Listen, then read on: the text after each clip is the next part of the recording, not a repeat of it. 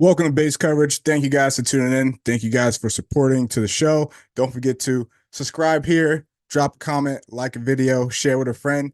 We cover ELF ball and we gotta keep this thing going.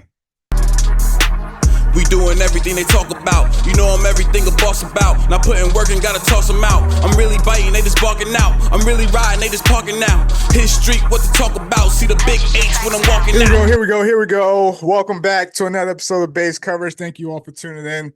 I got a good one today. Like I've been on this little journey, this little ride, talking to like a lot of players and coaches this offseason, obviously heading into ELF 2024. But now I'm bringing in another defensive mind, probably the second defensive coach I've had on here. So I'm excited about this one, especially someone who likes to talk ball. So I'm bringing in not only defensive coordinator, but head coach of the Frankfurt Galaxy, Coach Kusling. What's going on, brother? How you doing? Hey Jamal, hey guys, how you doing? Thanks for having me. Everything is good here. Most Great definitely. day today. Yeah, most definitely, man. Hey, I brought my coffee. I know you don't. I know you're not really a coffee drinker, but I do ask, did you have your chocolate milk today? I had it in the morning. I really had it in the morning. I love it. In the winter, a warm one. In the spring and summer, I like a cold one. So I love chocolate milk. Most definitely. Well, like I said, I appreciate you coming on, my friend. Excited to get this one rolling. Obviously, Frankfurt's having a bit of a transformation, off season wise. Obviously, some things that you guys were looking to change, go in a different direction in regards to heading into this season. But before we dive into all that, when people think of Frankfurt, you've been there for a while, brother. You've been there. Yeah. NFL Europe days, Frankfurt Universe days, now the Galaxy days. You are the man of Frankfurt, man. And before we dive into the interview a little bit, talk about how rare is it to see somebody so tenured in one place for a number of time and had the success that you've had along the way. Like we don't see that often. What are your thoughts on, coaches or, people being for an organization for that long and having that sustainability over there in Europe? Yeah, it's a privilege to be honest, and it's a privilege for me to basically been here for so long. I mean, I was not in the NFL Europe though, in the regular NFL Europe. I started to come to the Frankfurt Universe 2007 when the fans invented the club because the NFL Europe got closed down, and I played here. And now, yeah, it's almost 17 years now. Moving up to the leagues as a player, then as a coach, it's a special way for me, and I enjoy every minute and every year when we're going to bigger stadiums or seeing more crowds. I'm thinking of myself, hey, look where you started and where you get. So I'm really enjoying the ride. I think continuity, especially in Europe, is unmatched, and you need that. And to be fair, I think with all the great franchise and all the successful franchise, you see some continuity also with some local affiliated head coaches. I mean, you have even the American coach. You have Chris Kalaike in Vienna; he's there forever. You have John Newman; he's in the Schwäbisch Hall, Stuttgart area forever. You have even Jim Tom Sula has his ties in Rheinfire in Düsseldorf, right? You have myself in Frankfurt. You have Johnny Schmuck in Berlin. So I think you can see that this works good in Europe to have a guy that's familiar with the franchise, that maybe have some experience with it, because it's important to understand the franchise, the logistics, the players, and what you're working with. Yeah, you gotta have blood in the ground, right? It's a different type of connection when you're obviously former player and now coaching and being with the organization for so long. And people forget Tom Sula was with the Rhine Fire from Yeah. the NFL Europe days. So it's not like they hire, some coach who played in the NFL. Like this is someone who's coming back to, where he was. Now, when you think of Frankfurt, and maybe you're aware of it, maybe you're not. Obviously, you played for the team and you've been around a number of players, whether it's playing with or coaching, for the Universal Galaxy. So when you think about Frankfurt, there is this reputation, so to say, that the Galaxy, is a dirty team, that they have dirty players. What do you have to say about that aspect of it? Nah, I would never say that, because we're not teaching that, we're not thinking that way. If you're asking me, I mean, I'm a defense coach. Are we playing tough, hard football? Yes. Are we playing aggressive football? Yes. But we try to stay inside the rules. I mean, obviously, if you're not inside rules, you get flags, and that hurts you. You cannot be successful if you're a dirty team. Um, obviously when you're playing as higher the level gets, you're playing on the line every play. I mean, when you're playing the Rheinfire O line, how can you not play aggressive? If you're standing around, they're pushing you away. So it's part of the game. And if people have respect for us playing tough, I get that. We are not dirty, and I mean, if there's something dirty happened, but I think you can point out in every game one or two dirty plays from every team, because in the motions, in the game of football, it happens. We will address it. So dirty, I don't like, but yes, I'm proud of that. When you play Frankfurt, you know what you're up to. I mean, it's going to be a tough game, and you will feel it after it, I guess. Yeah, you better buckle up. You better buckle up, tighten the shin straps, wrap the tape, but it should be like that in terms of like when you're playing good teams and when you're playing and when you know you're about to go into a dogfight, you should know like, all right, like there's not gonna be a rollover. Like I need to be ready for this game. So as you mentioned, I think there's a difference between toting the line with, dirty or just playing hard, playing to the whistle. But I like I said, I wanted to bring that up because I know that's Oh, something that is talked about in ELF media, but I wanted to kind of get your thoughts on it. But as the as a defensive coach, and now I know you're defensive coach, but head coach too. You know, I want to talk to you a little bit about kind of like trends and and scheming in a little bit. And since year one, I think Frankfurt and maybe one or two other teams, when it comes to import signings, went with the two Americans at defensive backs. This is something that you've stuck with throughout the 4 seasons that Frankfurt has been in the ELF. And now I feel like we're starting to see more teams go that direction. I think as of now, 5 or 6 teams might be with two Americans at the defensive back position. So my question to you is, what was what's the philosophy behind that with why you choose to go with two Americans at the defensive back position? yeah, different things. I mean, I think I started in 2016, 2017 already, to the first thing is you need to know the talent you have here. And I mean, with that homegrown talent and even European talent, and especially the cornerback position. I mean, I'm not even go to D-backs. Most of the time I'm going to cornerbacks, because this is the toughest position technically to play in defense. You need to have the great athlete. You need to have a guy who understands it. And so it's so rare to find a cornerback that can really the best of the league. And the best of the league are the Markel Castles, the Reese Horns, are all the Malik Stanleys and stuff like that. And I'm a coach. Why I should give you a matchup that you like? I don't like that. So, of course, strength against strength. The most teams going receiver, that is one point. But I love to have two cornerbacks where offense coordinator doesn't feel well to attack that matchup, or that a quarterback, I mean, he will look around if there's a Jay Liggins or Divine Buckram on the outside, and I don't think he feel great to say, okay, now I get him, right? So, first of all, it's a talent, because even you have one homegrown cornerback that is really good.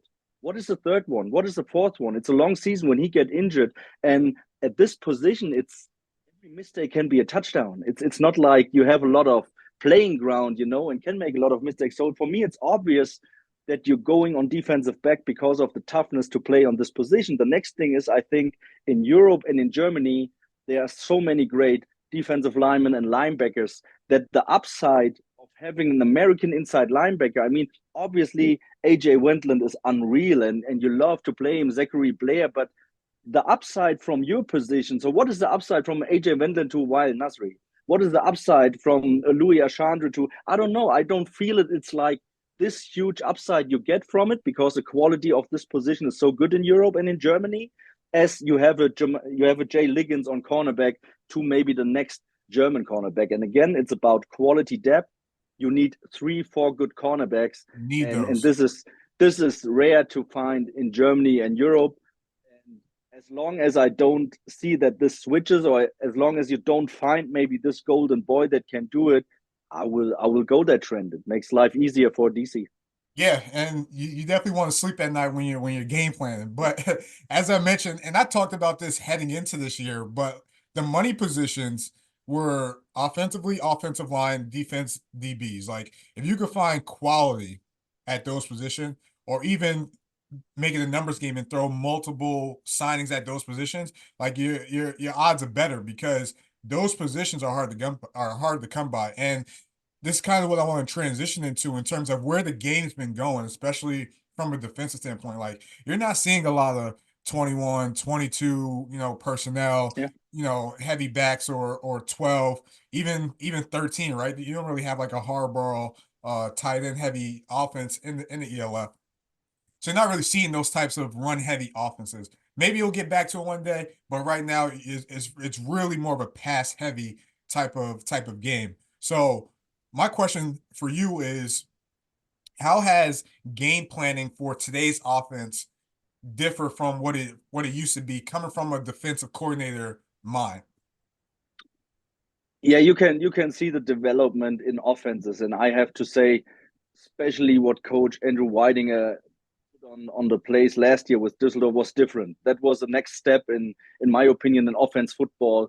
The whole formations, the formation shifts, the condensed formations he uses basically every single play. That was really something special, and you can see that offenses are getting more out of the box. To be honest, 4 or 5 years ago, sometimes you were wondering why offenses are so predictable. And I mean, don't get me wrong, this that doesn't seem arrogant. We have only 3 times a week practice in Europe, right? You cannot do so many things, but there are little things like the motions you do with receivers, with running backs, the more formations you're doing, And I think teams with the quality of coaches coming into and how the NFL develops, a lot of offense football is more, yeah, offensive, attractive, and they really want to take their advantage of they are the active part of a football game. We just reacting. I need to react to formation, but now offensive getting a lot more creative with trying to find matchups, getting great plays like screen game, getting going and stuff like that, and giving you a lot more to think about different formations. So I think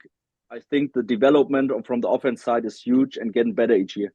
Let me ask you this. Are you a believer that less is more, especially in today's game with, you know, the the less we complicate it, the faster guys can play. Are you a believer in that aspect of it? Because I almost feel like that's how, especially as a former DB, that's how we have to play. But then we're not really taking advantage of what we could do in terms of scheme, coverages, blitz, stunts, and stuff like that. So with today's game, in terms of how creative offenses are going with motions, with formations, with being interchangeable and really tendencies not meaning as much as they used to. Do you really feel like at some point it's just, all right, we have to line up and play? And does that help a defense? I think the biggest key to all defenses is being sound and know your lineman's assignments. And that it comes all down to that. And I don't care Amen. how much you Amen. disguise, I don't care how much you think you have different stuff like of things. At the end, it's gonna be a one-on-one matchup somewhere on the field, on the D line against O line, cornerback against receiver, no matter what I'm playing, right? So the biggest key for me is always aligning assignment. Bill Belichick said, do your job. It's basically the same thing. Know your job and do it. And as a coach, you need to have that feeling. What can you put into the playbook? And now we're talking about Europe with only 3 times a week practice. And I will always tell my players, you guys tell me how big our food card is, right? I mean, if we understand everything, if we are good, we can play a lot more, but still we will never risk not a sound defense because big plays happen because you're not sound. You have a fuck up in the coverages, right? And this hurts you more than anything else.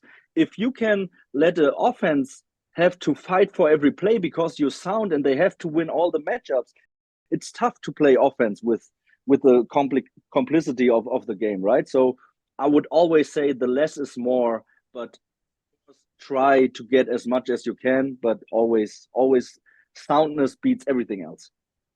Hell yeah, coach. I agree with you, man.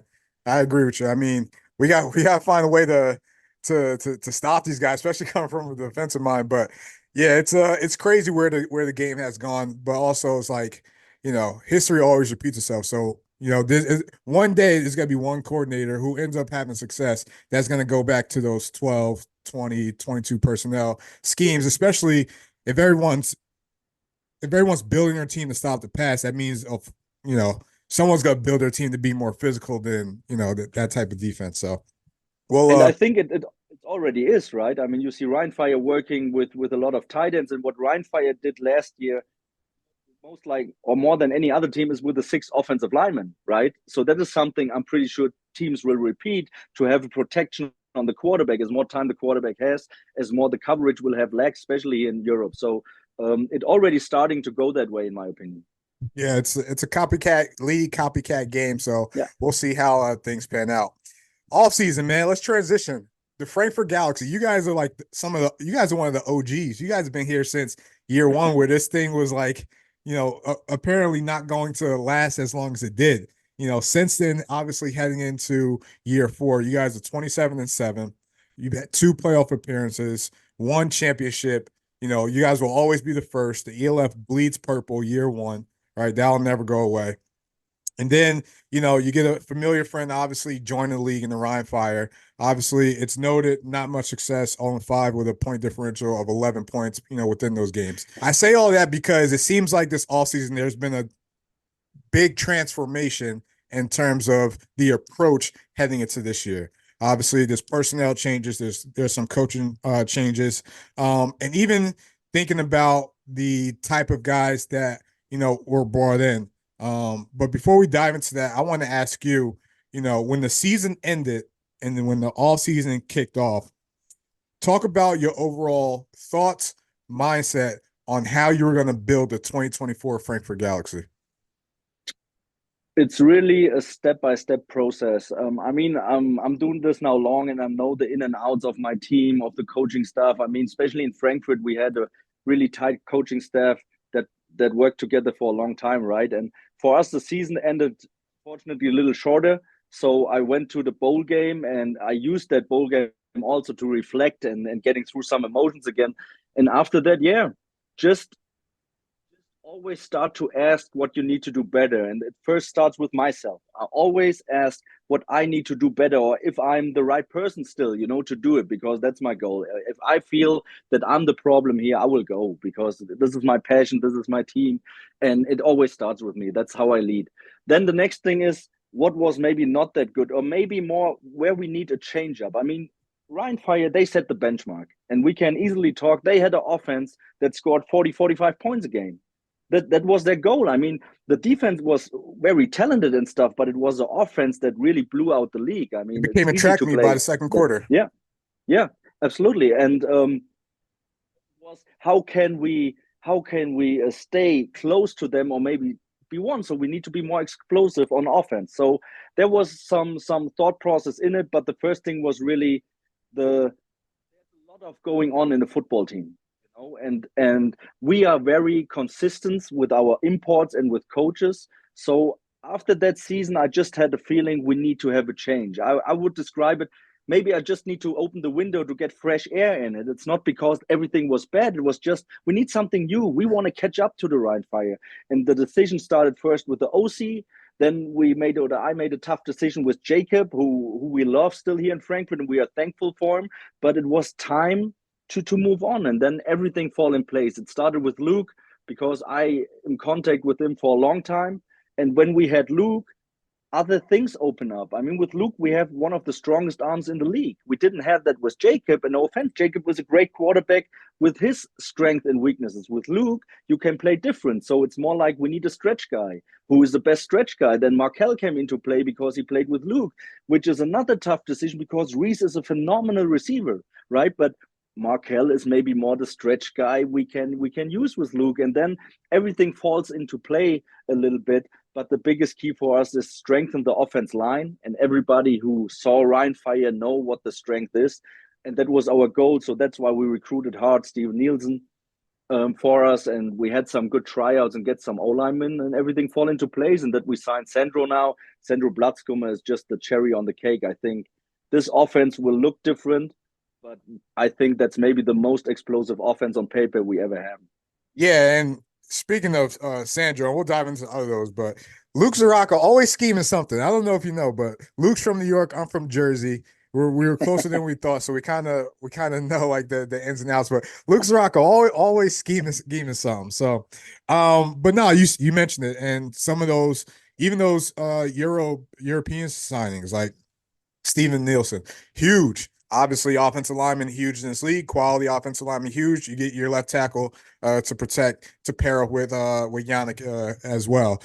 Nico Lester. Obviously, we know his story, what he's coming back from, his heart condition. I'm excited to see him back on the field, as well. Sandro, big. We'll see how he is coming off the leg injury, but I'm assuming, once he's healthy, he's going to provide more than just some guy in the run game, but in the passing game as well. All right, and then some other guys you bring back. Brandon Butler, right?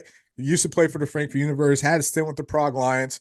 Christian Santos and Sua from the Unicorns, right? That's another running back to add to the mix. Paul Leinhart, right? So I was talking with my friend Matt Bresenton the other day, who does scouting for AFI in terms of the weapons, and then I started looking. I was like, oh, they actually got some guys, and one of the things that I'm noticing is the guys you have brought in have high potential in terms of playmaking ability.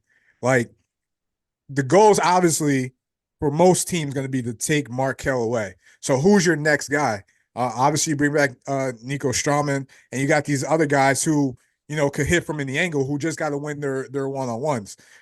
From you personally, what's the potential impact that these guys can have on this offense heading into 2024? Yeah, I think the expectations will be high because there is no ceiling, to be honest. Like you said, we have so many playmakers now. We have really guys who can make something happen.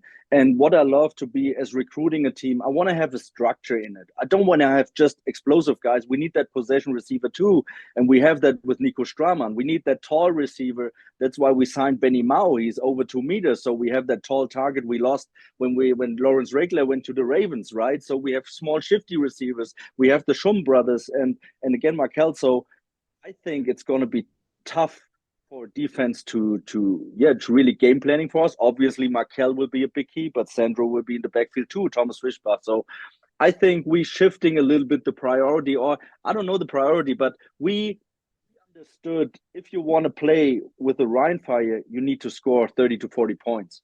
And this is how we attack the offseason. We need to have that offense together with the changes we maybe need for the fresh air I talked about. That's why we brought in Frank Rosa, who's a very aggressive play caller and stuff like that, right? So everything was, we need an offense in these days that scores 30, 40 points a game. And then I think we have historically a good enough defense to be a heck of a team.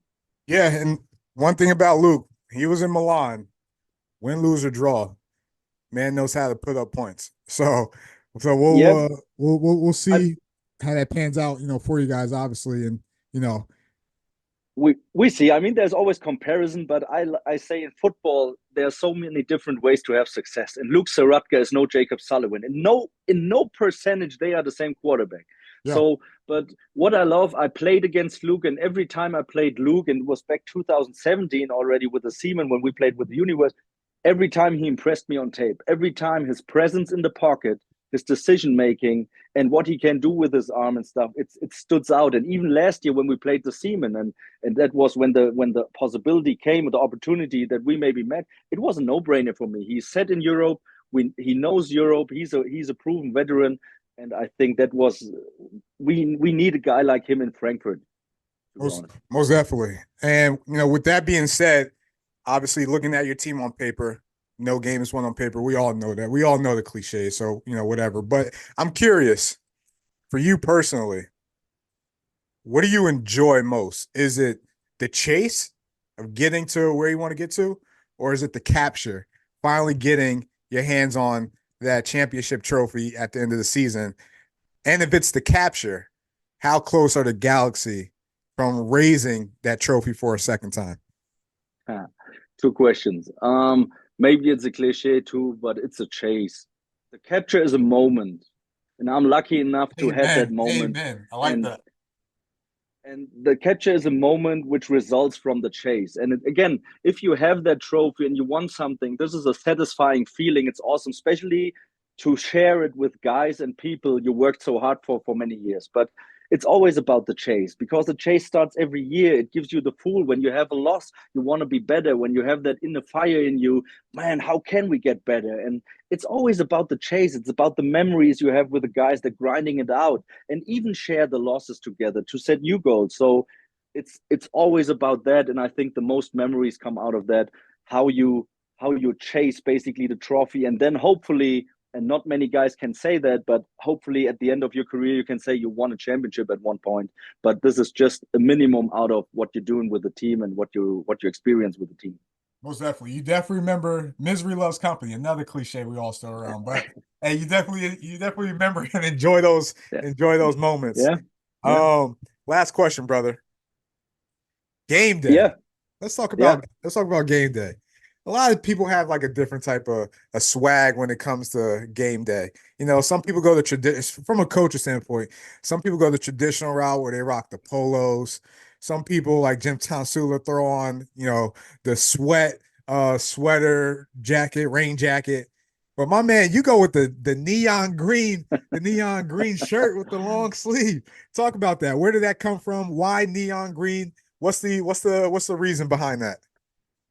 First of all, I love colors, and I'm always wearing colors. And I mean, this is ridiculous. When I started coaching in 2014, really was also to wear colored. I had red pants on it or green. It was ridiculous. I mean, I was a young kid, so I don't know. But no, it's to be honest, it's just that they see me. I'm a coach. I'm very active on the sideline, and then when you become head coach, you need to be seen, even from the referees. They need to see you. And when I'm with the defense, sometimes, so the first, it's a very logical point. I want my guys to see me in stress situations that I can give them the call. As long as we don't have headphones in the helmets, I think I stay with it. But I have to admit, it's kind of a thing now for me. So really, it's a ritual. I have a set up time after my talk to the guys in the locker room. I go back to my locker room. I put that sweater on, and then I feel like a little bit, now it's game mode, and I'm feeling good. So yeah, I think I stay with it. Hey, we can feel the energy. That's one of the things that points out. You just look on the screen and you see everyone's ready, and all of a sudden this bright ass green shirt comes. Oh, there's coach. There's coach. But hey man, I appreciate you coming on. It's been great. Obviously, chopping with you, getting to know you, talking some defensive ball. You know, you guys are. The season's coming around the corner. We're probably 2.5 months away, man. It's getting an exciting time. Obviously, you guys have a bye week one, right? Yeah. The famous first bye week, but it's fine. Famous first bye week, and then we know what comes week two. We know what comes week two, the Rhine Fire. So we'll see what we've been waiting. But hey, coach, I appreciate you coming on, brother. Thank you very much. It was a great time. Always. I come back. I enjoyed it. Hard work, they don't know about it. Hard work, they don't know about it. Hard work, they don't know about it. Animal.